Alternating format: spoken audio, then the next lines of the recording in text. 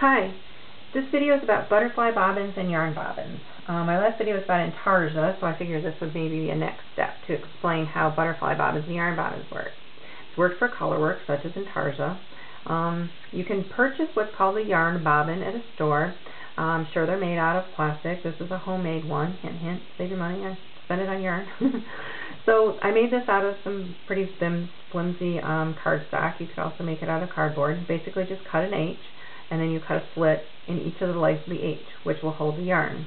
And you wrap the yarn around the center post, as you see here. Doesn't matter which way you wrap it, just wrap it around, and then it gets secured by the little slit that's in the leg of the H, and it'll dangle behind your work.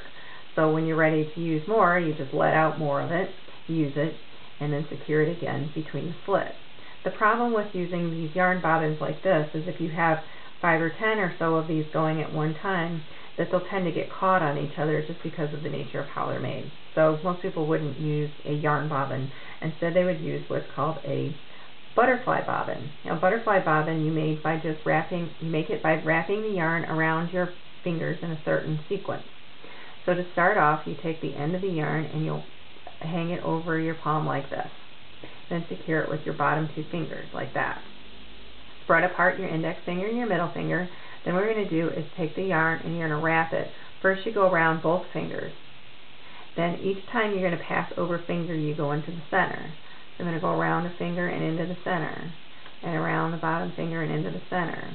Each time, like I said, all you're doing is you're creating a figure 8. Around and around and around like that. Everybody knows what figure 8 looks like, right? You just keep making your figure 8 like that. And then when you get to the end, now I've colored the end of this so that you can see it better.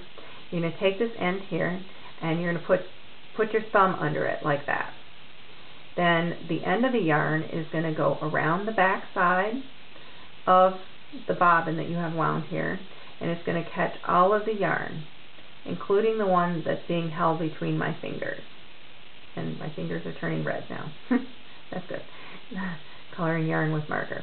Okay, so it goes around like that, and then you just pull up that end. And when you pull it up, your loop on your thumb will probably get a little smaller, and that's fine. So let that go ahead and get smaller.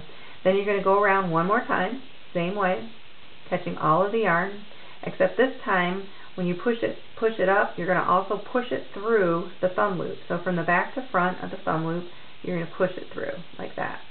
Then grab the tail end again, and let the entire thumb loop off. Sometimes it'll be over here, and it'll be around this finger too. So let the entire thumb loop fall off, and then just pull that tail end and tighten it down.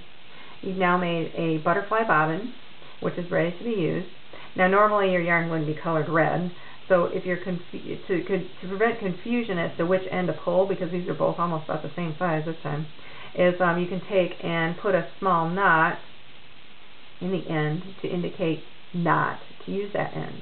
So when you're ready to use your yarn, you'll pull it from the end without the knot, and you pull out a length and you'll use it, and then this will be what's dangling at the back of your work.